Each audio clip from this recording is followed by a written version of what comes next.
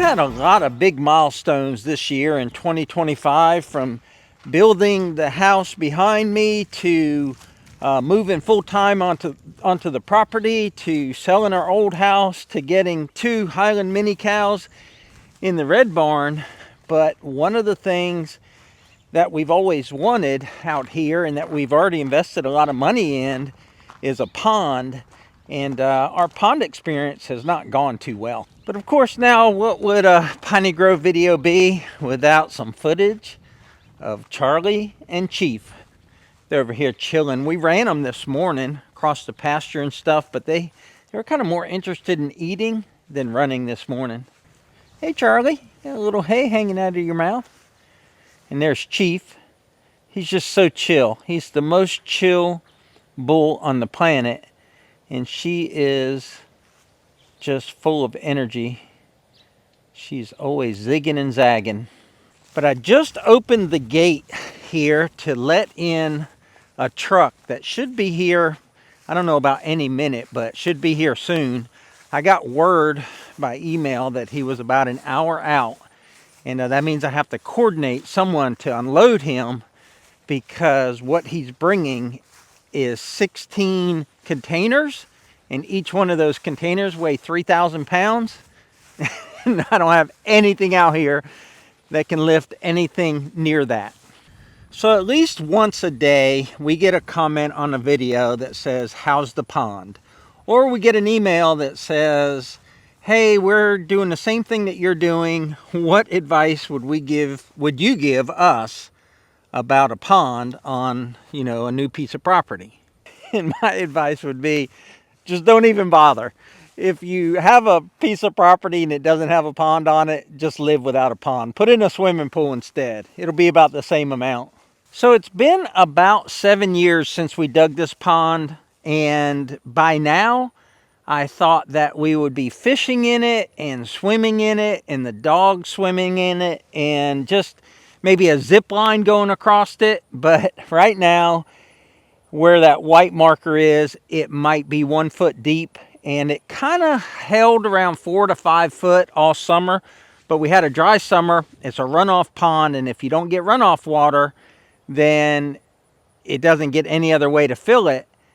But the bottom does leak, and despite our best efforts, we spent about $1,100 on a product called Damn It, and it's something you put on top of the water, and then it sinks down to the bottom and seals the hole. But we had a lot of problems putting that out. The wind picked up, it pushed all of that product that way to that end of the pond, and it's not something that's guaranteed to work. You have to have ideal conditions for it. So we actually saved about half of that for when we redo the pond, and that's what today is all about, is receiving the product that will fix this pond. And it's one of those things that is not like maybe it will fix it. This product, called Bentonite Clay, swells about, I think, 25 times its size. Maybe it's only 10, but anyhow, it swells a lot. And there's a formula for the type of dirt that you have in your pond, of how much bentonite per square foot you need.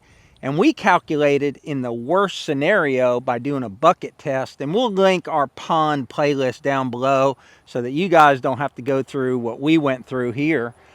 But we determined that in the worst scenario here in the pond is 5 pounds per square feet of bentonite. And the best case scenario is about 1 pound per square foot. So my calculations were saying we needed about 25,000 pounds of bentonite. And so we contacted this company called Lone Star out of San Antonio, Texas. Really, really great people, great customer service. And we said, hey, we need this much bentonite. And so they gave us a quote. And whatever the quote was, they also said, look, we know that's the amount that you need, but because it's less than a full truckload, you're going to pay a higher price per pound or per ton for it. And they said, we're also going to quote you a full truckload. Well, we needed, like I said, 26,000 pounds. We're going to end up getting 46,000 pounds, almost double, for like $200 or $300 more, because the shipping cost is the same either way.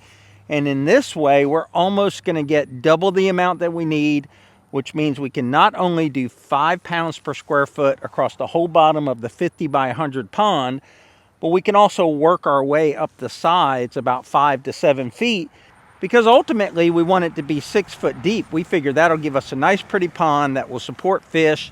We want to get a fountain in there. We want to get lighting. We want to build a gazebo or something over there on the end. We want to do a windmill.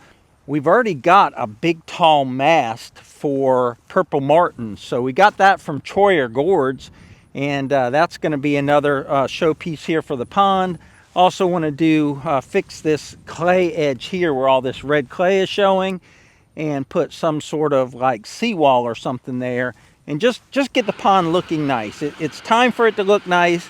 Everything out here has been incremental, and the pond is a big part of our property.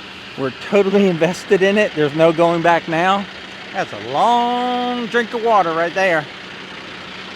All right, guys, this is so exciting.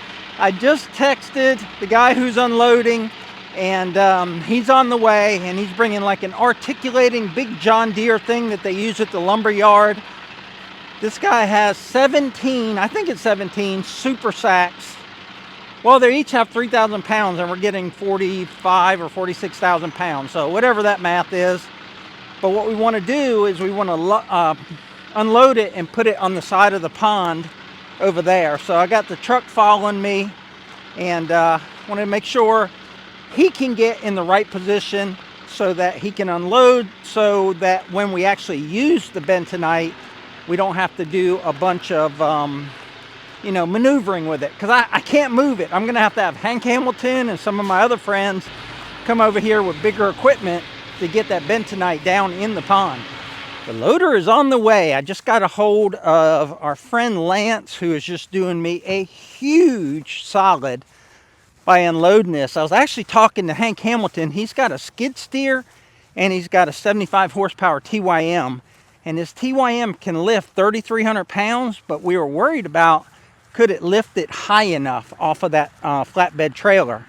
So what's coming here can definitely lift the amount and also the height.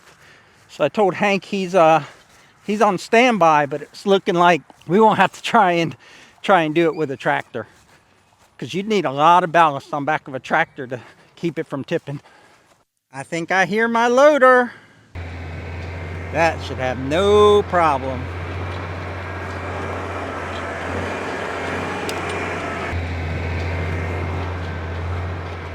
I was just talking to the driver of this articulating loader, and I used to use articulating loader, easy for me to say, right?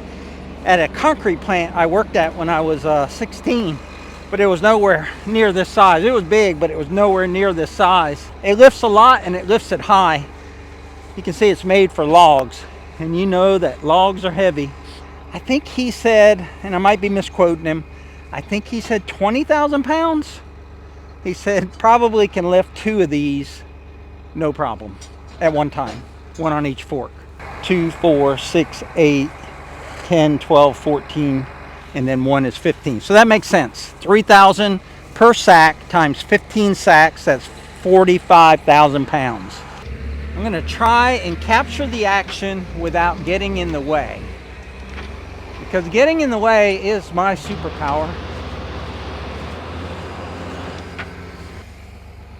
First bag is on the ground. The good people around here, and I mean the guy that's helping me out, I mean he knows me, but we're not like lifelong friends. And I mentioned something to him, I'd be willing to pay him, and he's like, "No, man," because I got you. Shout out to Lance over at Arnold Lumber. You're a lifesaver, man. And also Bill, your driver.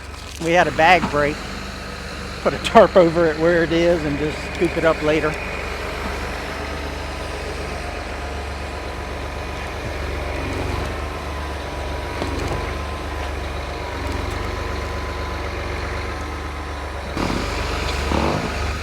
Here's what it looks like.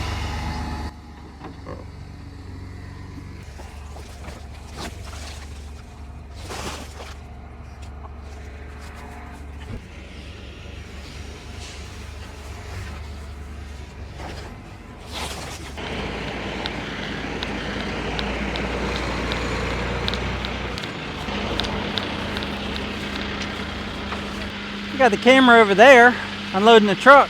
I'm over here so that I can undo the bale, or the bag, I guess, the super sack, so that the driver is not here very long and he doesn't have to get out. Make this as easy as possible for him since he's doing a favor for me. Now, I just texted the folks over at Lone Star because that's a very fine powder. The powder might even cost more, but we had said you could get powder or screenings, and screenings are more like kitty litter. And I got powder. But again, all you're doing is you're mixing that powder or whatever you get in bentonite with your current soil, and then when you mix it, it swells up and it all becomes like one monolithic type of soil, or a layer, I guess is the better term.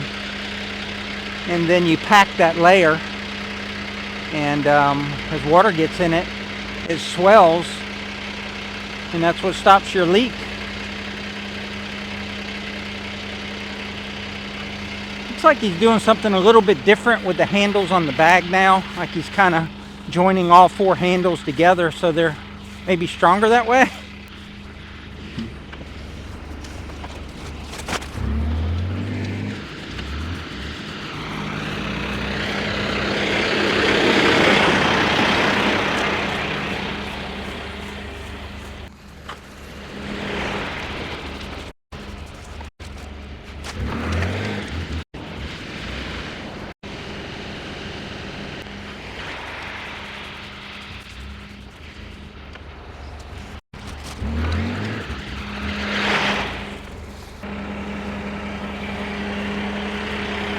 Not many left. This is going quick. I'm glad too, because I'm moving back and forth to give you guys better angles on the camera. I'm getting a little worn out. I think what happened on that one is two of the handles slipped off the bag. And when they slipped off the bag, all that weight was being held by two handles. And that bag ain't made for that. 1,000 pounds is no joke. That's 1.5 tons. You'll see when we put it down in the pond in the upcoming videos how much of a joke it's not. Last one, last bag. Kind of incredible, because we've been talking about doing this, and the logistics, not only the expense of buying this and shipping it here, but the logistics of getting it unloaded. Also the logistics of getting it in the pond. It's a big undertaking. Remember when I laughed and said in the beginning, don't dig a pond? Now if you already have standing water, you have a swamp or a cypress hole or something, sure, you can't really mess that up. So I got an answer back from them, and they said that this is what we talked about. I guess I got the mix up, and basically they say this small granules, basically like sand, is what's needed because I'm going to drain the pond. They said if we were going to throw it in on top of the water and let it sink to the pond and try to seal it that way, that you would use more of the kitty litter. But if you're going to mix it with your soil, like we're going to do with a tiller and a disc harrow and who knows what else, then you want the consistency to be like this. Well, there you have it. The cows and I watched from the cow pen. It was very impressive. I can't believe the size of that equipment. Special shout out to Arnold Lumber and Lone Star Minerals. This is amazing. So this is going to fix that. So stay tuned, because there's a lot more coming, and hopefully when it's all said and done, we have a pond that holds water and hopefully fish. But until then, you guys take care. God bless. Brad would say tractor hard, and watch these two videos. They're awesome. He's saying watch those. Watch them. They're great.